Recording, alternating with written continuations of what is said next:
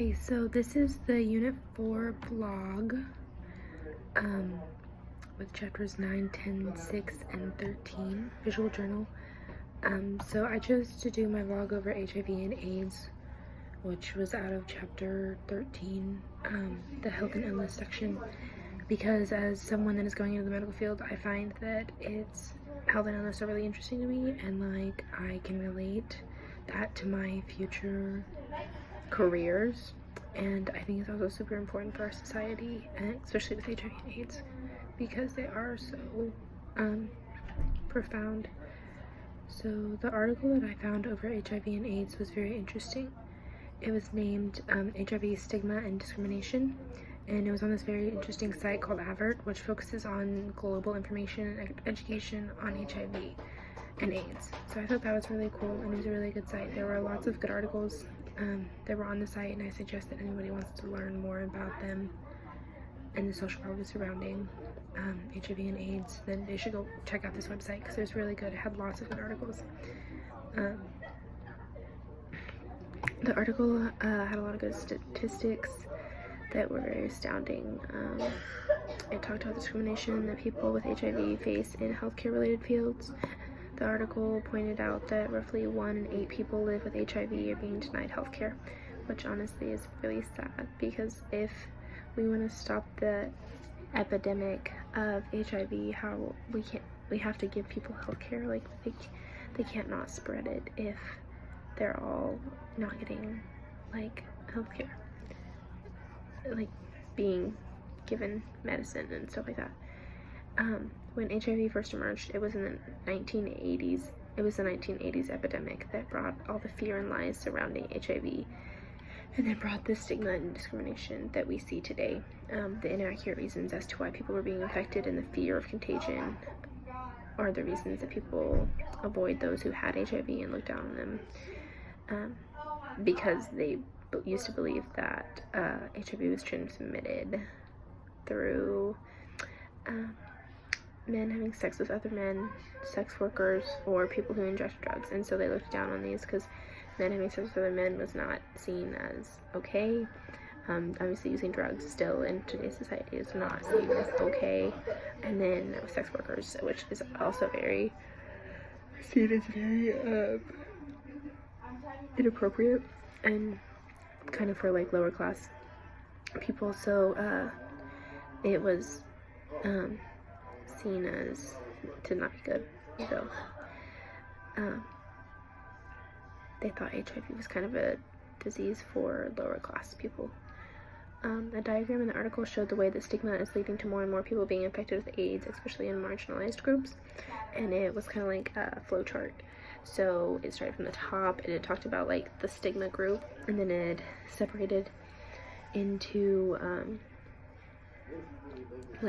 so the stigma group was people with HIV, AIDS, sex workers, sexuality, drug users, and gender groups that like are thought to have more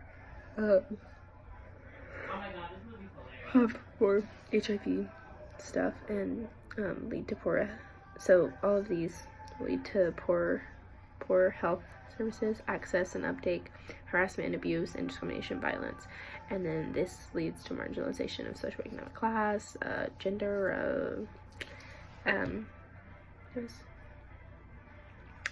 economy, social, and poverty, marginalization. So then these lead to poor social or emotional well-being and poverty, risky situations, and behaviors, like people putting themselves in things like this. And then it led to sickness because people were putting themselves in risky situations. Another diagram had suggestions on what we can do about stigma. The 4 main points of the diagram were to protect, include, empower, and educate.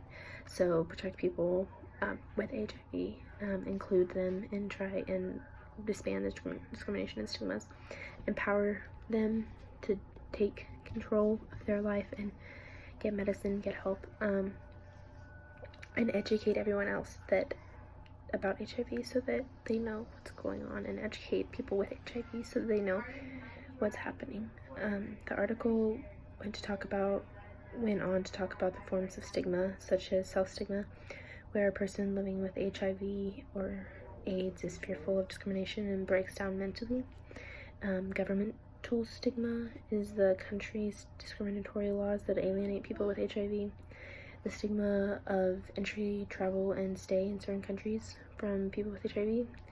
Healthcare stigma, which is what, I consider myself, not consider myself, but like I consider to be what we really want to focus on, is the prevention of providing life-saving information and not providing medical attention. So this is really sad that like people with HIV can't even go to the hospital. Like if they have HIV, like, oh, you have HIV, we might not take care of you because it's a risk for us. And yes, we need to be careful about like who we put in risk, but at the same time we have to be able to set our own differences aside and be able to take care of someone who's in need. So employment stigma is when people in the workplace with HIV suffer ridicule and discrimination, such as termination or refusal of employment. Community and household level stigma, where people with HIV are forced to leave their home and change their daily activities because of discrimination and stigma. Throughout the article, there were case studies also that were about HIV and the statistics that go with them.